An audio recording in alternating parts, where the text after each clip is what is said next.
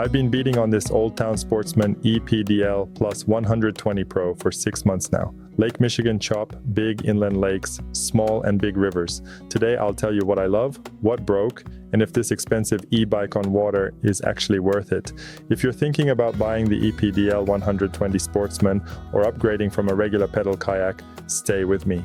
I'll show you real-world speed, battery life, trolling performance, and the problems I had with rod storage and steering.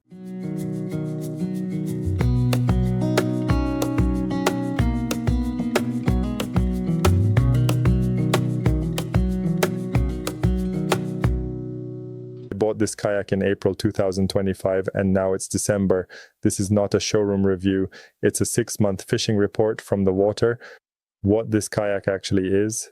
This is the Old Town Sportsman ePDL plus 120 Pro, a 12-foot, 36-inch wide fishing kayak with a hybrid pedal electric drive. Fully rigged with the drive and battery, it's about 153 pounds, with a usable capacity around 395 pounds, and a total weight capacity over 550 pounds. The ePDL Plus system gives you 3 ways to move. Normal manual pedaling, 5 levels of pedal assist, and fully motorized cruise control. It comes with a 36-volt, 20 amp-hour lithium battery, and Old Town rates the cruise control at about 46 hours on speed 1, around 23 hours on mid-speed, and roughly 3 hours on the highest cruise setting.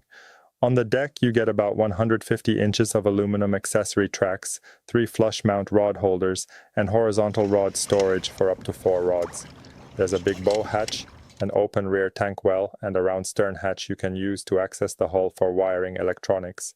It's also bow mount motor ready with a built-in bolt pattern and wiring pass-through, which is how I mounted my Minn Kota. Let's talk about comfort and layout after 6 months. Overall, the layout is really good. The cockpit is open, there's plenty of leg room, and the space under the seat is huge. I keep all my tackle boxes under the seat and still have room to move around. The seat is not a luxury recliner, but it's good. I can fish for 6 hours and feel fine. My back is okay, my legs are okay. The mesh breathes well, and the height feels natural for pedaling and fishing. If you already sit long hours in a kayak, this seat will feel like an upgrade, not a downgrade. Deck overlay is nice. It's quiet and has good grip when you stand up or move around, and it doesn't feel slippery when wet. Next, stability and standing. Stability is very good, but let me be honest about standing. For me, I can stand up, stretch, make 1 or 2 casts, and then I sit back down. The kayak is stable, but it still shakes and moves, and I don't feel comfortable fishing standing for a long time. That's my personal balance and comfort level. Other reviewers and anglers say they stand and cast all day from this hull, including fly anglers who like to sight fish. They really trust the 36-inch beam and flatter bottom for standing and casting. So my honest take, if you're very confident with balance, you'll probably be able to stand and fish comfortably. If you're like me and prefer to feel rock solid, you'll end up doing 90% of your fishing sitting down and just stand to stretch or make a few casts. On-water performance, lakes, waves, and rivers. I fish Lake Michigan, big lakes, and both small and big rivers. In 10 mile per hour wind and decent waves on Lake Michigan, the kayak handles it. The bow rides over the chop, and with the electric assist, you're not killing your legs. You still feel like you're in a small boat.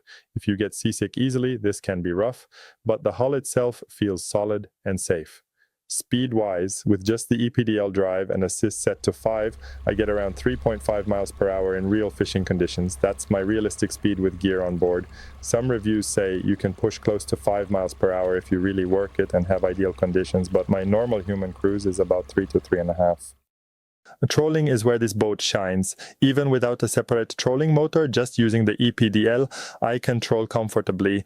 On big water like the Great Lakes for coho, king salmon, or trout, I can run lines and cover water, although for the best control and longer runs, I do recommend a trolling motor. With the bow mount Minn Kota on here, the boat feels like a mini fishing machine.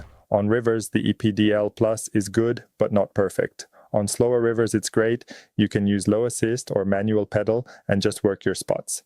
On faster rivers, cruise control is not ideal. The current constantly pushes you, and you always need to correct your direction, so it's not a set-it-and-forget-it situation.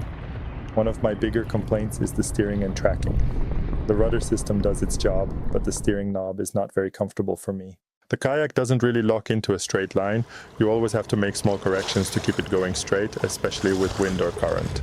It's not unusable, but it gets annoying on long runs. This is actually one of the reasons I like having the bow mount trolling motor.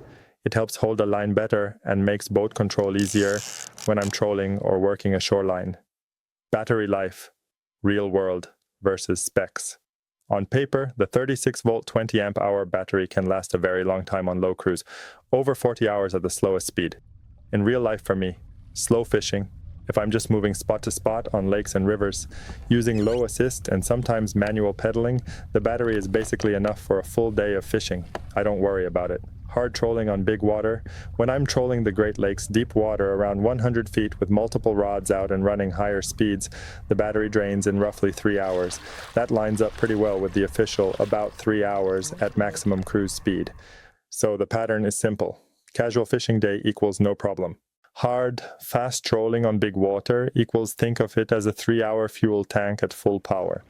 On shallow rivers, the boat is fine as long as you pay attention. The prop will touch bottom and rocks sometimes. I have scratches on the propeller, but so far it's holding up well. When it gets really shallow, you need to lift the drive. Like any pedal or e-pedal kayak, draft is a limitation in skinny water. The hull and general build feel strong. I've had it in waves and bounced around enough to trust the plastic and hardware. Storage is one of the reasons I bought this kayak. There is a huge bow hatch, a big rear tank well, that round stern hatch for wiring, and tons of space under and around the seat. I can bring a lot of gear and it doesn't feel cramped. That superior gear storage marketing is actually accurate. The 150 inches of accessory tracks are awesome.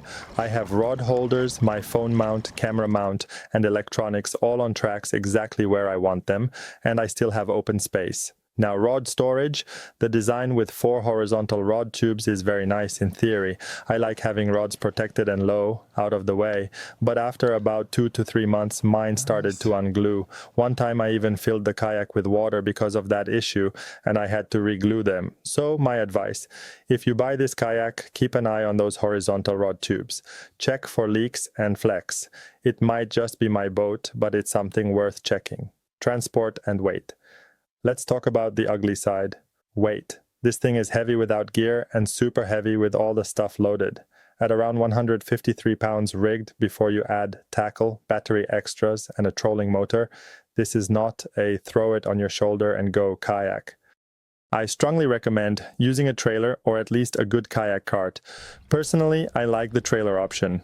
For how much this boat costs and weighs, it just makes your life easier and keeps you fishing more and wrestling the boat less. Pros and cons after 6 months, here are my personal biggest pros. Hybrid drive, manual pedal, assist, and cruise control in one boat. Very good stability and capacity for a 12-foot kayak. Comfortable seat, I can fish 6 hours without pain. Excellent storage, big bow hatch, stern access, huge under-seat space, tons of accessory tracks and clean rigging options, bow mount motor ready. My Minn Kota install was straightforward. Battery life is great for normal fishing days.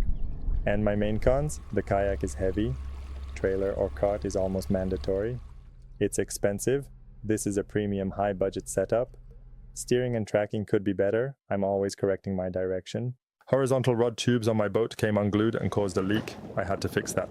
Cruise control is nice, but you still have to steer constantly, especially in current.